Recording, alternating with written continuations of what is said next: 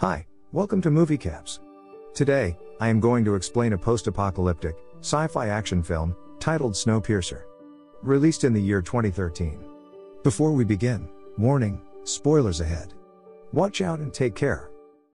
In 2014, scientists planned to dispense CW7, a cooling material into the top surface of the Earth, in order to tackle climate change. Unfortunately, the experiment backfires, hence creating a new ice age, and freezing everything to death. Only a few lucky ones who board a train survive after the apocalypse. 17 years later in 2031, the train still keeps going on, but the situation only gets worse for the tail compartment. The train is divided into different compartments with rich in the front, and poor in the tail section. Security guards badly treat the poor and only offer protein bars to eat. The situation is unacceptable for some people, including Curtis Everett, and his second-in-command Edgar, but they cannot take any action at the moment. One day they receive a secret message, telling them about a person named Nam Kong-soo, who is a security expert but is currently detained in the prison section. Curtis along with his leader Gilliam plans to take Nam out, because he is the only one who can help them, open the gates to other sections leading them to the front. Gilliam tells him they need to take over the engine, because it's the only way to take control of the train. Curtis thinks of Gilliam as a father figure, and a potential leader expressing his thoughts that he should run the engine instead of Welford, the current captain. Edgar is a young boy who is quite close to Curtis, and often discusses his plans for the revolt. He thinks Curtis should lead the mission after Gilliam, but he does not agree with the idea. As they talk, a few guards come over to their compartment, and ask children to come forward for medical inspection while parents are forced to stay back. After the inspection, Timmy and Andy are taken away as their parents are left behind crying for them. Andy's father Andrew gets angry and attacks Minister Mason with a shoe, but they punish him by placing one of his hands outside in the snow. Mason addresses the others, scolding them for throwing the shoe on her, and warning them not to attempt anything silly against her. She says that everyone is serving his preordained position, and they must accept their fate, otherwise the consequences will be devastating. Andrew's arm gets affected by the frostbite, and the guards forcibly cut it off. After covering his injured body, Gilliam asks Mason to give his message to Wilford, that he wants to talk to him.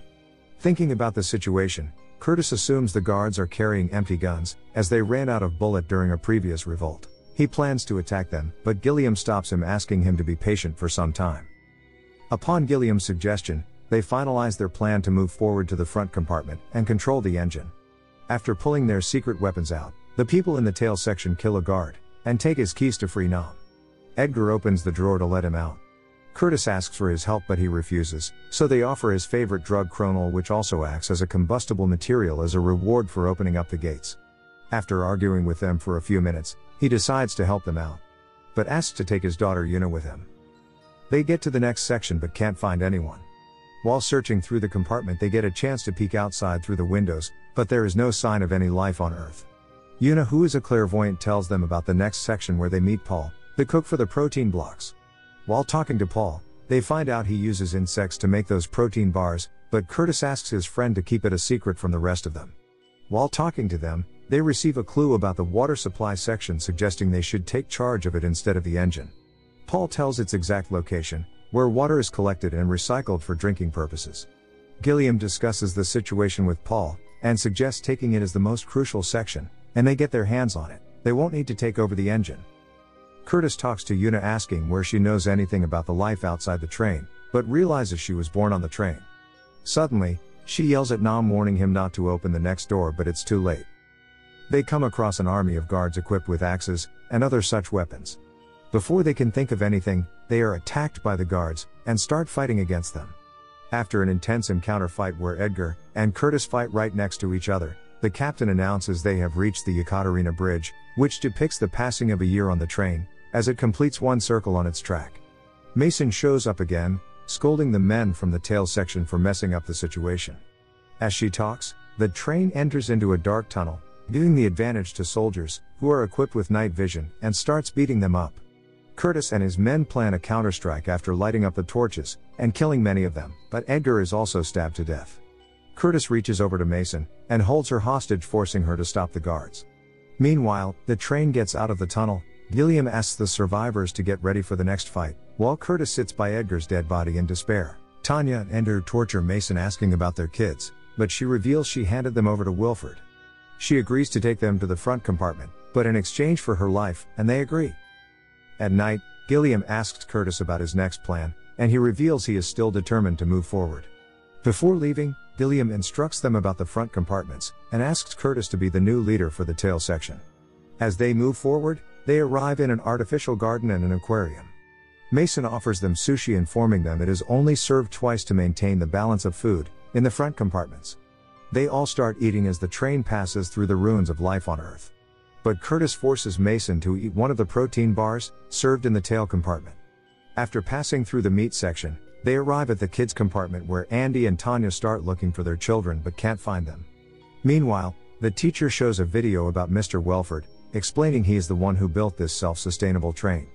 The video reveals Welford knew about the consequences of CW7 and decided to build this luxury locomotive with a specified track that circles the Earth. The train, which is capable of resisting Arctic's cold weather and Africa's scorching heat, completes one trip in almost a year, and that's where they celebrate the new year at Yekaterina Bridge. She also shows them a few frozen human bodies outside who went off the train thinking they can survive outside, but only made a few miles before freezing to death. After the lecture, New Year eggs are served to everyone, but they are proved to be a trap, as guards once again pull up their hidden weapons and attack people in the tail section. One of Mason's allies, Frank, who made it to the tail section, executes Gilliam and sends the video to the classroom. Curtis gets furious and shoots Mason in return. As they continue their journey toward the front section, they realize how the rich are living a normal life while going on with their daily activities. As the train passes over a circular bridge, Frank and Curtis start shooting at each other, but survive due to bulletproof glass on the windows. They get to the next compartment but lose Tanya and Gray in another fight. After passing through different rich section compartments, Curtis, Nam, and Una finally arrive at the front gate, but Nam refuses to open it. Curtis gets into a fight with him, but he calms him down, offering a cigarette to smoke. As they talk, Curtis reveals how they spent their initial days back at the tail compartment. He thinks Wilford is responsible for all of this and he wants him to pay for this. Nam is moved by his story, but says he wants to open the gate to the outside instead. He tells Curtis that he has been monitoring a few landmarks over the years, and have come to know that the snow has started to melt, so he thinks they can survive outside now. He tries to blow the gate, but it is attacked by Claude, who invites Curtis into the front compartment to have dinner with Welford. When Curtis arrives inside the compartment, Welford praises him for making it this far as no one else could. He tells him how the system works inside the train. He reveals they have to maintain everything, including the food supply, water, as well as population. It's why they keep on initiating the revolts, so the people would kill each other and reduce the population inside the train. Welford says Gilliam was his partner who planned this insurgency like earlier ones. They had plans to end it at Yekaterina Bridge, but he launched the counterstrike, which only added up to their mission, raising the death toll even higher, but Gilliam had to pay the price. Curtis cannot believe his claims, but he proves it by dialing the call to the tail compartment and orders to kill 74% of the population. Welford takes him to the engine and offers to lead the train in his place. He also gives him a note revealing he was the one who kept on sending hints to them. He insists Curtis take up the charge and leave things as they are because it is crucial to maintain the balance. As they talk, Nam and Una fight against the front compartment passengers and manage to open up the gate. Curtis seems to agree with Welford's suggestion, but Una shows up asking him to open the floorboard, and they find Timmy inside working at the engine as a slave. Welford discloses that some parts of the engine went extinct, and they needed manual force to operate, but the tiny space only allowed small children. That's why they kept on bringing them from the tail compartments. Curtis gets Timmy out but loses his hand as the result. In the meantime, Andy shows up and takes his position at the engine, ignoring Curtis's requests to stop. Welford tells him everyone is working on his preordained positions, and he won't listen to him. Meanwhile, Yona lights up the fire, igniting the blast that blows up the gate. It leads to a huge explosion, creating an avalanche that derails the train. Nam and Curtis use their bodies to shield Yona and Timmy, while everyone else dies. In the end, Yuna and Timmy come out of the train wreck and spot a polar bear, indicating that life still exists on Earth. So this is for today. I will see you in the next one. Till then, subscribe to our channel and hit that bell icon to remain updated about all our future videos. See you in the next one.